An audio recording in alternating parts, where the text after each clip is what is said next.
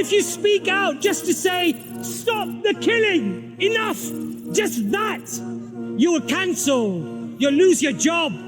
You can't even say, stop the murder, stop the killing. Even that thorn is so painful to the American administration and the leadership and the media that you're cancelled. The descendants of the Canaanites, the Amalekites. And it says specifically that you have to wipe out these people, commit genocide on them. The Bible clearly states killing the men, the women, the children, even the donkeys and the ass. Everything has to be wiped out. Why is it that Benjamin Netanyahu, in his last speech, mentions the Amalek? He's reminding the people who the Amalek are, who the Amalekites are. The Palestinians are the descendants of the Amalekites. If you want all the land, you can't have the Palestinian Authority. You can't have the PLO wanting to negotiate peace with you, because how do you make the green turn to white? You can't enter into peaceful negotiations. So in 1987, they propped it up, Hamas, and supported it financially. So they go and support a terrorist organization to create the monster that they need in order to accomplish the goal that was already in place. أعوذ بالله من الشيطان الرجيم بسم الله الرحمن الرحيم. In 637, the Patriarch Sophronis, a representative of the Byzantine government, gave the keys of Jerusalem to Umar Khattab radiallahu anhu, the second Caliph of Islam. These keys were given at the fall of Jerusalem to the Muslim Empire. What is very, very interesting is that when Umar Khattab radiallahu anhu was shown Jerusalem, he asked Sophronis, where are the Jews? He said, where are the Jews? He said, we killed them. We killed them and we sent them out of Jerusalem. Umar Khattab radiallahu anhu, if you want to study Roy Casagrande, what does Roy Casagrande say about this event? He says that Umar Khattab radiallahu anhu, the second Caliph of Islam, he said, no, you cannot do this. You cannot kill the Jews. You cannot send them outside of the land of Jerusalem. He then turned to a new convert and said, find me Jewish families. And he re-established Jews in Palestine. Yes, my friends, many of you don't know this, but it was Umar Khattab radiallahu anhu, the second Caliph of Islam, that reintroduced Jews into Palestine, because under the Islamic Empire and the Islamic law, it was prohibited to be attacking people on the matter of their religion and evicting them from their homes and committing injustice. The Muslims ruled for 462 years before the Crusaders came back in.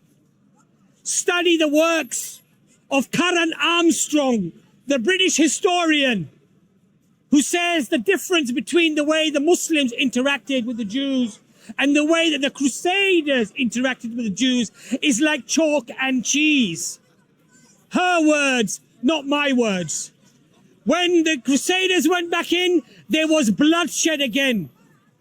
And they boasted that the streets of Jerusalem were where the blood was high up to their knees at the slaughter that they did for the Jews and for the Muslims and for those Christians who stood with the Muslims.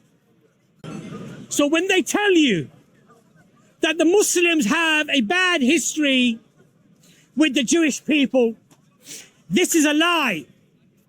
This is maligning what actually happened. This is untrue. This is propaganda. And it goes against the historical narrative. Not our historical narrative, my friends, but Western historical narrative. It goes against that narrative. Now, many people argue that the Palestinian people are actually an invading people into the land of Israel. This is another lie that they present to you, my friends. There are recent works done on genetics that prove beyond a shadow of a doubt that the Palestinian people are related with their DNA up to 50 or 60% to the Canaanite people who were there over 3,500 years ago. So they have roots to that land. So when they tell you that these are an invading people who took out the indigenous people, i.e. the Jews, this is nothing but propaganda and nothing but a lie. The problem that the Palestinians have is that this DNA link to the Canaanite people is both a blessing and a curse. It's a double-edged sword. Because on the one hand, they can prove their rights, historical rights to the land. But on another front, they become ammunition for the extremist Israeli sentiment and Zionism, which clearly has roots within the Old Testament. Yes, my friends. If you study 1 Samuel 15 verses 1 to 3, it talks about the Canaanite people, and in particular, it talks about the people who are the descendants of the Canaanites, the Amalekites. And it says specifically that you have to wipe out these people, commit genocide on them. The Bible clearly states killing the men, the women, the children, even the donkeys and the ass. Everything has to be wiped out. And there are Jewish sects today that believe that this is not limited to just those people in history, but is actually linked to the very descendants, which are the Palestinian people that come from the Canaanites. Now you might say, these are rather extreme claims that you're making. Where is your evidence for this? You're saying that there are some Jewish extremist groups that are referring to the Canaanite roots, or the roots that go right back 3,500 years to the Amalekites, and therefore that these Palestinians have to be killed. Look at the doctrine of religious Zionists regarding the modern day Palestinian Canaanites. They regard it as a religious duty of the government to wage war and exterminate the Palestinians. If you look at the works of Rabbi Abraham Kook, his son Yehuda Kook, Rabbi Shlomo Aviner, they all cite these teachings and justify the genocide and the ethnic cleansing of the Palestinian people. Now you might say, those are rather extreme views. They're not mainstream. They're not mainstream. These are just a few factions. Then why is it that Benjamin Netanyahu, in his last speech, mentions the Amalek? Why did he mention this word? What was this dog whistle for? He's reminding the people who the Amalek are, who the Amalekites are. The Palestinians are the descendants of the Amalekites. In fact, what he's doing, he's sanctifying and encouraging and authenticating the genocide by linking it back to biblical texts and historical issues. So these are not fringe arguments. These are not extremists on one side. This seems to be a mainstream drive that the Israelis, many of the Israelis, and I don't want to be unfair and say all, because that would be unfair, but there is a significant number who are citing these verses. And you have on record, you can go and search it for yourselves, where rabbis are saying, kill their men and their children and even their babies and their children and their women, and show them no mercy. And they're quoting these biblical verses. So these are not fringe arguments.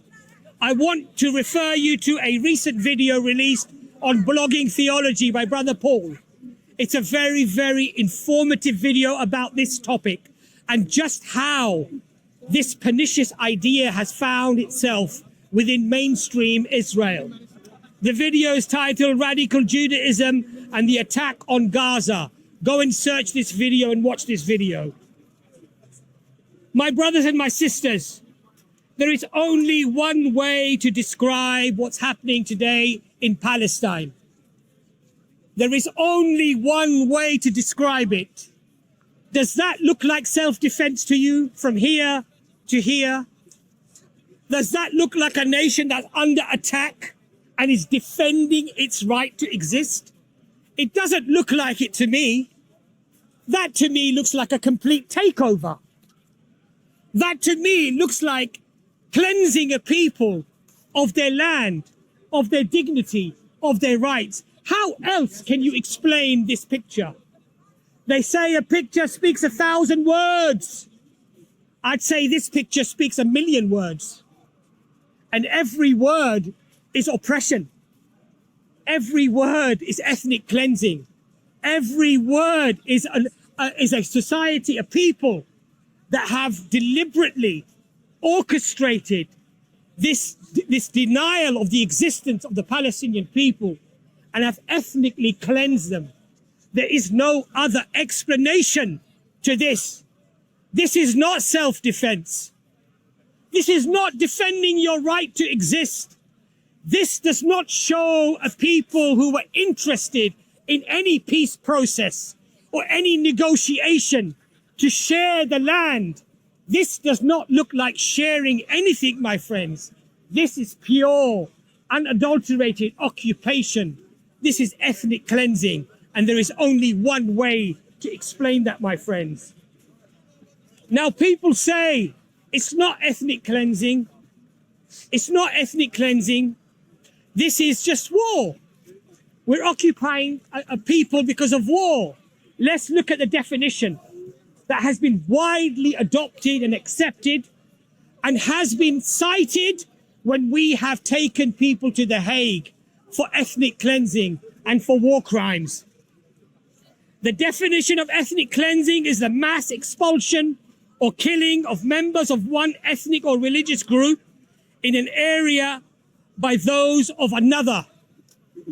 Tell me, my brothers and my sisters, that that's not happening here. Tell me that's not happening here. The definition of genocide is the deliberate killing of large numbers of people from a particular nation or ethnic group with the aim of destroying that nation. Now, it's very difficult to pin genocide on any government or any movement. The reason why it's very difficult to do that is because you have to prove something called intent.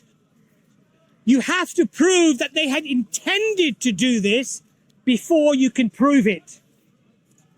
Now, I want you to remember these definitions because we're going to go back to these definitions. Now, people say that these poor Jews from all around the world, they wanted sanctity somewhere. They wanted peace. They wanted to run from Christian Europe, which was annihilating them and killing them with the multiple pogroms. And so they wanted a home. And they had never planned to take the whole of Palestine. They had always intended to share it with their Palestinian brothers, they'll tell you. This is what they say to you. But this is another lie. This is another deception that they play. We have explicit sayings from Zionists before even the state of Israel was solidified by the United Nations in 1947.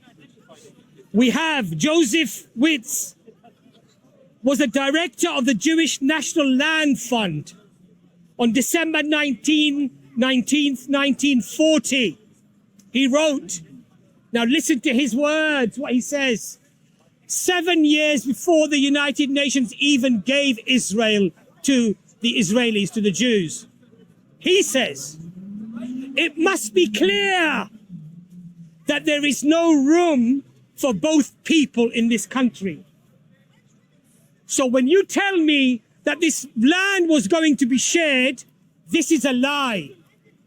The intention from the very beginning was to take over the land. And as we can see here, a picture speaks 1,000 words, my friends, but this one speaks 1,000,000 words. That was the intention from the very beginning. I could go through a list of people, influential people who were at the onset, the people who were the influencers, the antagonists, the real propagators of the state of Israel and their comments. But it would be very easy for you to go and search that for yourselves, my friends. Many people who are saying, okay, but that was then, you know, of course we don't want the annihilation of the Palestinian people. We're just attacking Hamas. Then why is it that we have even today the former Israeli military officer at Israel's elite intelligence unit 8200? His name is Elihu Yossian. He called for an ethnic cleansing in Gaza on TV, on national TV. And again, there are countless statements that are made. Former Israeli ambassador to Italy, Dror Aidar, he proposes to destroy all of Palestine. Tell me these are not genocidal comments. And remember I told you that you need to prove intent. You need to prove that your objective is to do ethnic cleansing. You need to prove that there is an intent to do genocide. These people, influential people, people in government, the Prime Minister himself, they are saying things that qualify this intent. Now, we're being told that there can be no peace because of Hamas, that has been designated by the Europeans and Americans as a terrorist organization. There can be no peace because of Hamas, they claim. I just wonder how many of you know who were the main people that propagated and supported Hamas. Have a guess, my friends. Israel. Who could it be? Thank you. Thank you. Can you believe that? The very people that complain about an organization, they say a terrorist organization, that is a hurdle for peace, are the very people who established and supported it in the first place. Now you might ask the question, why would they support a group that they regarded to be terrorists? Why? Why would they do such a foolish thing? Because they realized that the PLO and the Palestinian Authority were trying to go down the peace process. They wanted the United Nations and the world to do justice for them. And they realized that they could not win a war, a battle with Israel that was a superpower and had another superpower that was its bully and its friend. So, to accomplish the goal, my friends, if you want all the land, you can't have the Palestinian Authority. You can't have the PLO wanting to negotiate peace with you, because how do you make the green turn to white? How do you steal all the land? You can't enter into peaceful negotiations. So in 1987, they propped it up, Hamas, and supported it financially. These are not controversial conspiratorial theories, my friends. Go and do the digging and the research yourself. So they go and support a terrorist organization to create the monster that they need in order to accomplish the goal that was already in place before even the formation of Israel. So you have to create the monster. Now you claim, look, we innocent people only want to live in peace, but because of this monster, that we financially supported, we now need to cleanse them and kill them and attack them. And whenever we bomb a hospital, and whenever you bomb a house or a building or a medical facility or a kindergarten, yes, kindergarten, we just say there's a Hamas fighter hiding inside that building, inside that hospital. And that's why we poor Israelis have to go and kill all these innocent people. We don't want to kill the people. Of course, we don't want to do that. We're launching military-grade ammunitions that were designed for a battlefield to destroy bunkers, my friends, bunkers that are reinforced with meters of concrete. And we're going to throw those munitions on a civilian population. But we don't want to hurt the population. We don't want to kill the people. We just want to kill these bad Hamas boys that are hurting us. The same Hamas that we supported financially in the 1980s to create the very monster in the first place is the ones that we are going and bombing. But we don't want to hurt the people. We respect the people. We want to look after their interests. My friends, how foolish do you have to be? How blind must you be that you can't see what they're doing there? How blind must you be? How many more excuses will you make for this bloodshed? How much more? How many more have to die before you start thinking to yourself, this narrative doesn't make sense to me, that maybe I'm being lied to? How many more must die? We have Avner Cohen, a former Israeli religious affairs official who worked in Gaza for more than 2 decades. You know what he said? Israeli, worked for the religious affairs official. What does he say? He says, Hamas, to my great regret, is Israel's creation. These are not the Palestinians that are saying this.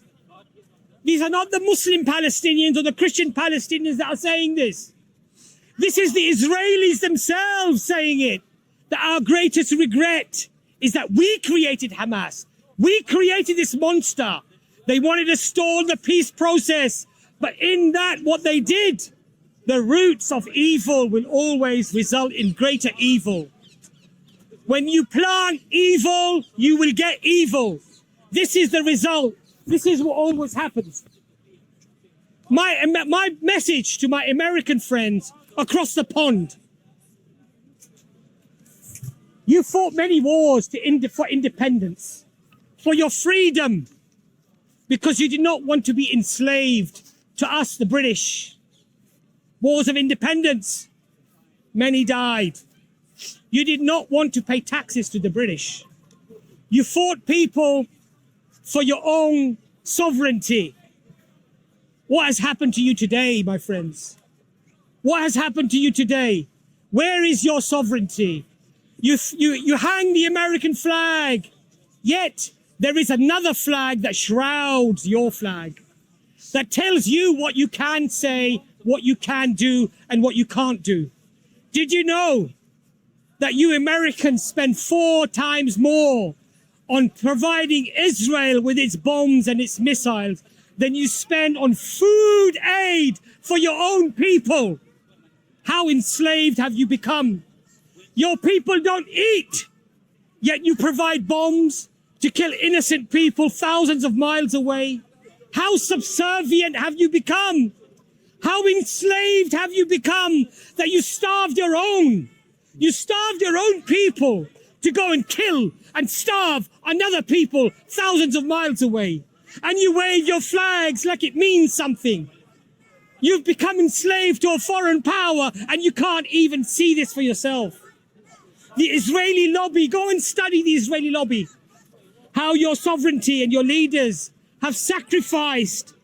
You sacrificed what your forefathers fought for your freedom, only to be enslaved to another country thousands of miles away, where you can't even speak out against what is happening. Even if you speak out just to say, stop the killing, enough, just that, you are cancelled. You'll lose your job. You can't even say, stop the murder, stop the killing. Even that thorn is so painful to the American administration and the leadership and the media that you're cancelled. That's how enslaved you become. What freedom do you what freedom do you have, really? Really? This is freedom? I would say the Palestinian is more freer than you. Because even though he's bombed, even though his houses are being taken over and his buildings are bombed, the kindergartens are bombed, the hospitals are bombed, they don't bow to anyone. Yet you bow to a foreign power. They are freer than you. That's what I say. Any criticism to Israel in America, you're finished. You are absolutely finished. Go and see what they've done to models or to actors or anyone that has spoken out. You're immediately labeled as a hate preacher, someone with hate, a Hamas sympathizer, a terrorist sympathizer. They will shut you down. So when you say to me that we, the Americans, are free, you're not free. You're enslaved. And I say shame on you that you are so enslaved, so convinced by this slavery that you can't even, you've not even realized this, that you can't even think about this for yourselves and realize that something is wrong here. My people are starving. I have an epidemic of drugs. I have an epidemic of homelessness. I have an epidemic of people who can't eat. Yet I will give 4 times my taxpayers' money, my taxes, to a foreign country. And you think that you're free? No, my friends, you're enslaved.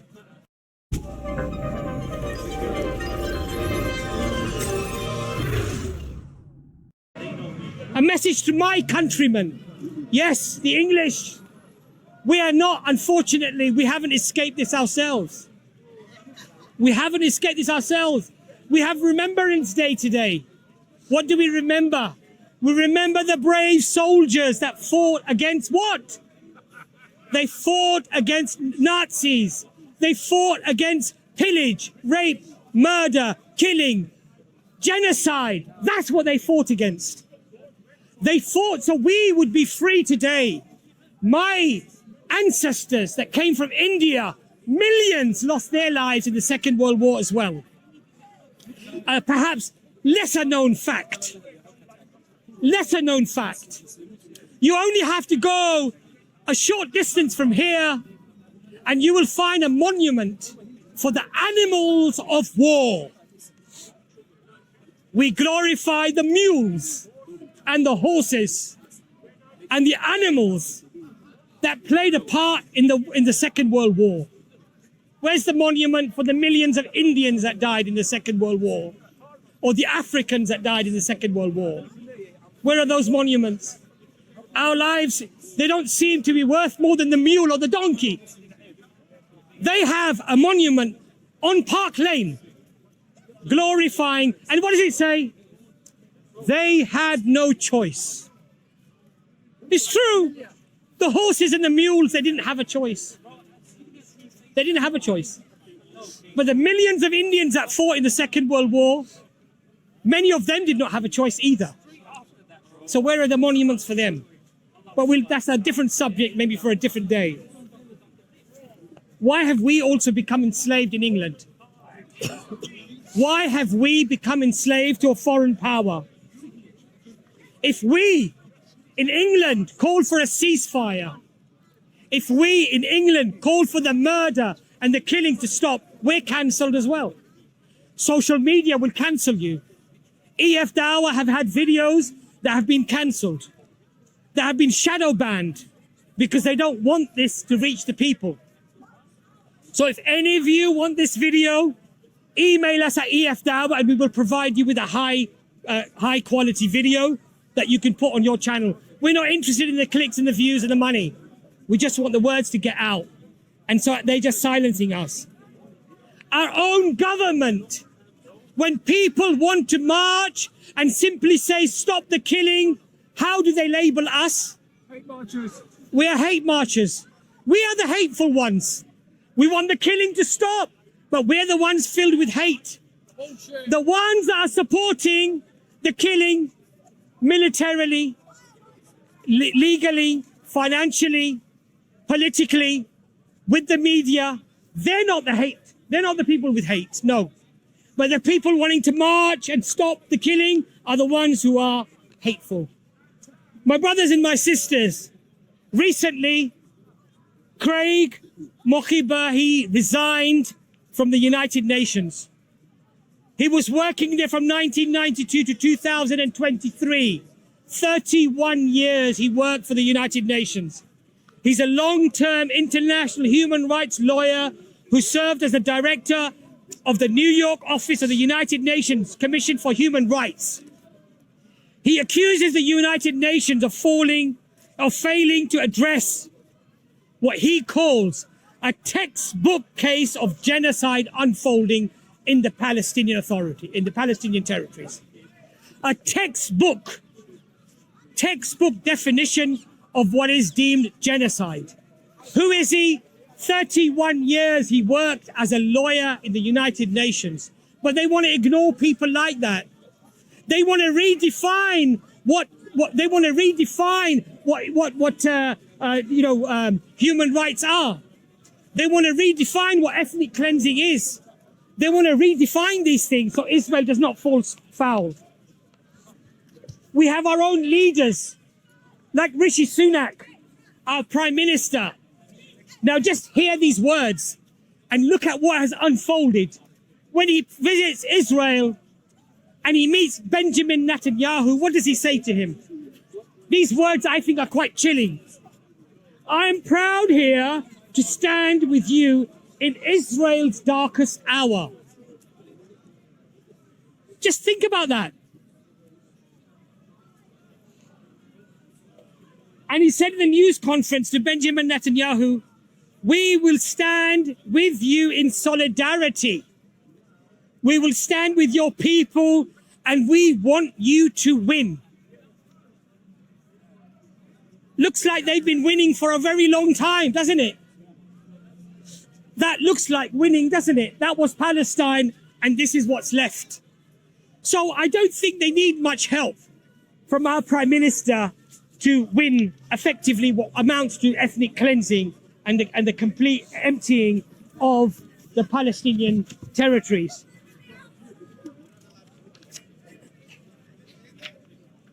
Now, there are many reasons why our politicians are supporting Israel. Rishi Sunak's own father-in-law established a company called Infosys. Infosys has a director from 8200, which is the Israeli Intelligence Corps. Can you imagine if the Prime Minister's father-in-law had established a company and on that company was a Russian intelligence officer? Would we accept that? A foreign country with intelligence linked so closely to our own Prime Minister, but we turn a blind eye to this. Priti Patel, not so pretty in her actions, I would say. Priti Patel, the International Development Secretary at the time of Theresa May. She has 12 secret meetings with Israeli officials, including Benjamin Netanyahu. And she's forced out of government by the government of the time, Theresa May, only to be reinstated by Boris Johnson and now with Rishi Sunak. These people, if you imagine a high-ranking politician meeting a foreign government without even your own government knowing, what does that amount to? I say that's quite treasonous. This is treason. You're colluding with a foreign power without your even government knowing. But we, the British people, have seemed to have lost our sovereignty and our dignity, where we don't even care any longer. Now, I have a theory that's not prevalent at the moment out there. But I think it's a theory worth considering because there seems to be a lot of evidence pointing in this direction. Some of you might know Jeffrey Epstein, the prolific child trafficker, and he had a secret island and numerous houses around the world where he carried out his crimes. The problem is he was not alone in carrying out his crimes. He had politicians, billionaires, media tycoons, influential media pundits, and high-profile lawyers, to name but a few. Now, what's very interesting, that the decades-long child trafficking and child raping and these influential people that he was very close with, there's a very important twist to the whole story. Former Israeli spy Ari Ben Madshe claims that Epstein was working for Mossad, who set up many honey traps. Many honey traps. A honey trap is when you hide cameras, microphones, and you get somebody to do something quite illicit, something vulgar, something illegal, and then you use that as leverage. The question that I now ask, how many honey traps were set up? With how many of the billionaires, the media tycoons, and the influencers that we have around today? And how many of them are being blackmailed?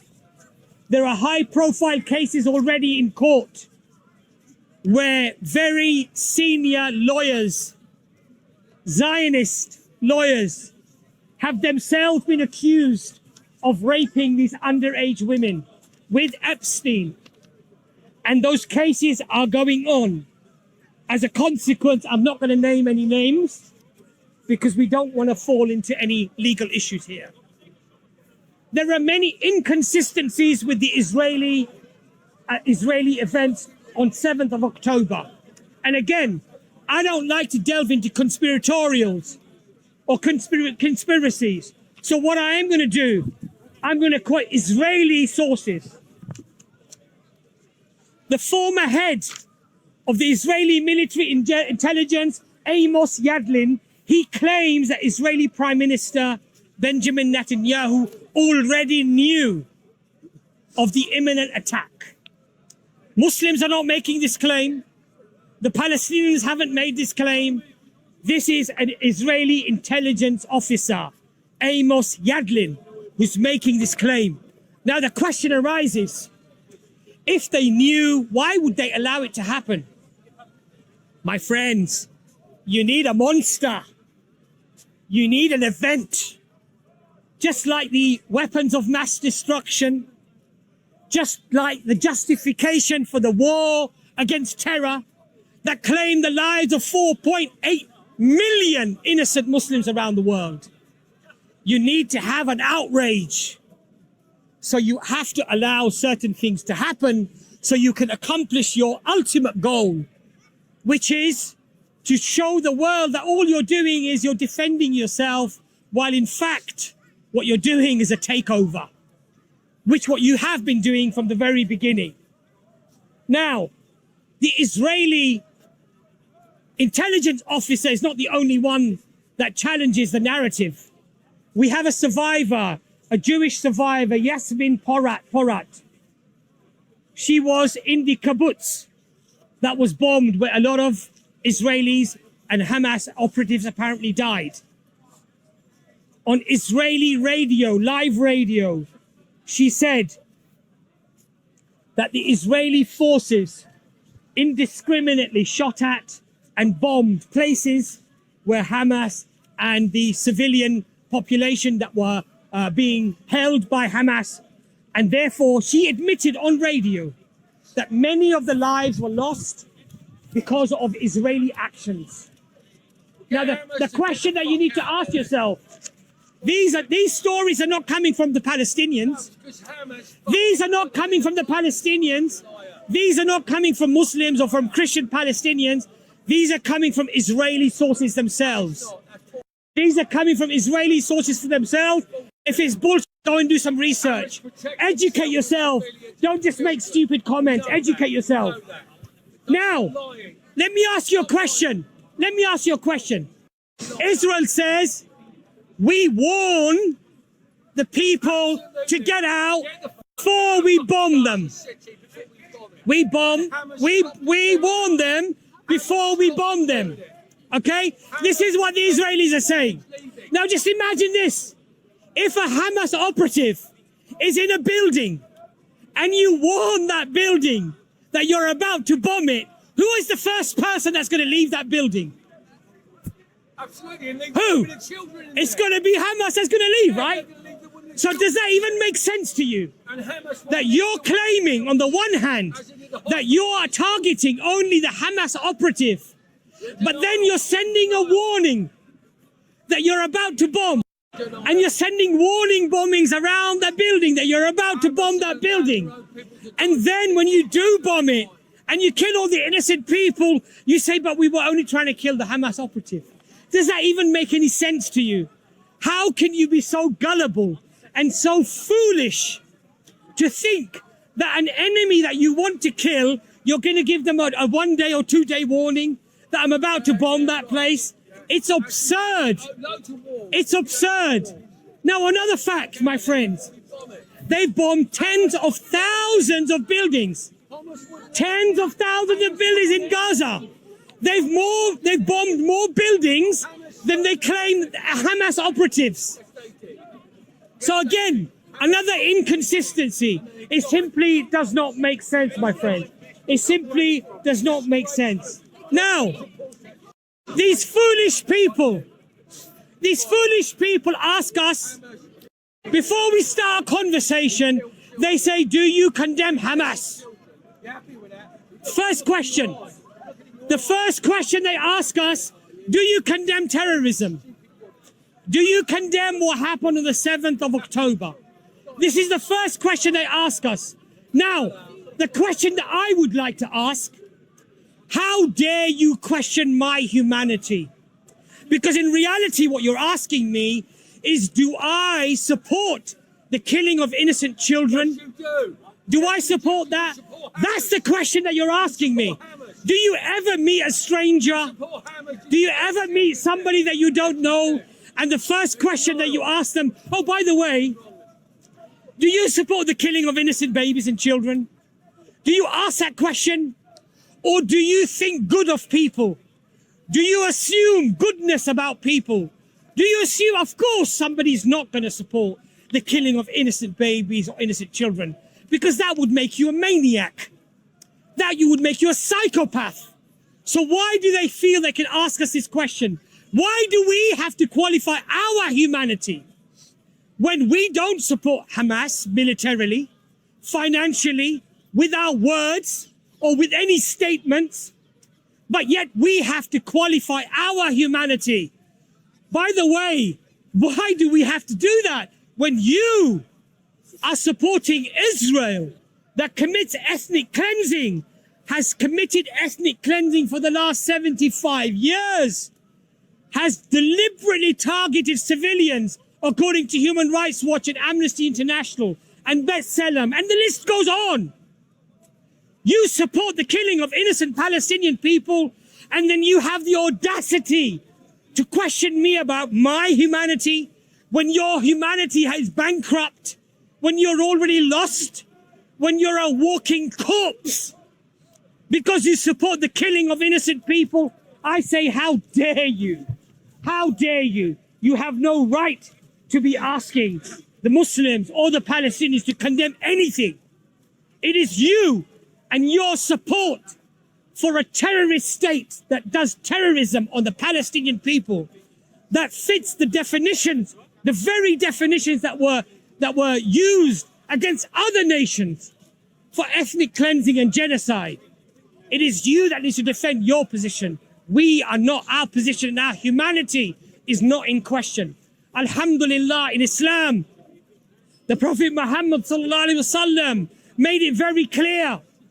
You cannot target a child deliberately, even on a battlefield, let alone when you just bomb them from the sky. This is our religion. These are our principles. You cannot kill a non-combatant deliberately targeting them. This is our religion. These are our principles. They're not in question. It is your lack of humanity and your mass killing of the Palestinian people, or your supporting it, is what's under question. And it is you who needs to condemn that, not us. My friends, we are at a crossroads with this particular issue. We can either support the mass murder, the brutality, the ethnic cleansing of the Palestinian people. According to many jurists, this is not just ethnic cleansing, this is genocide. And it fits genocide because the very intent to do it has been established with their own testimonies and their own words and their own actions. So we are at a crossroads. You can either support the killing and the murder and the genocide of a people who are predominantly civilians, or you can stand on the right side of history and you can say that this is wrong. This murder, this killing, this genocide is wrong. The choice is not complicated. The choice is not complicated, but you need to have a heart and you need to have eyes to see. But if you are blind, and if you simply want to feed your predispositions that the Arab is a savage, the brown man is a savage, and therefore what Israel is doing is right, then you can look throughout history. Those were the same justifications that were given to wipe out the indigenous American, millions of whom were killed. And those were the same words that were used for the indigenous populations of Australia when they committed the genocide on those people. It's the same old filthy sewage that is being recycled again about the Palestinian people. So you can either swim in the sewage, or you can stand against it. The choice is yours. But I've said this before and I'll say it again. Your children and your grandchildren, if you pick the wrong side, if you pick the side of the oppressor, the one committing the genocide and the mass murder, your children and your generations in the future will not look at you with kindness. They will wonder as to why my father or my grandfather, my uncle or my aunt stood with the oppressor, with the one that committed the genocide and the ethnic cleansing. I hope that you stand on the right side of history and stand up for the people and join those who stood up for the indigenous American, for the indigenous Australian, for the African. They stood up against the public opinion that was justifying that genocide and the ethnic cleansing. They were the minority. I don't believe that today we are the minority, even though the media and the politicians are owned in the West by the Israeli lobbies. The people are not having it. And the majority of people are against this mass murder and this killing. So I hope that you open your eyes and you open your hearts and you see what is happening. My friends, this is ethnic cleansing. This is genocide. And no matter what words, no matter what trickery, no matter what linguistic gymnastics or rewriting of history you use, the map does not lie. This picture does not lie. They have taken over the entire land. There are only a few specks left, and they've already made it clear that they need to take what's left. This is textbook genocide, textbook ethnic cleansing. Stand up for the people who are the victims. Don't stand up for the perpetrators of hate, the perpetrators of genocide. Assalamu alaikum wa rahmatullahi wa barakatuh.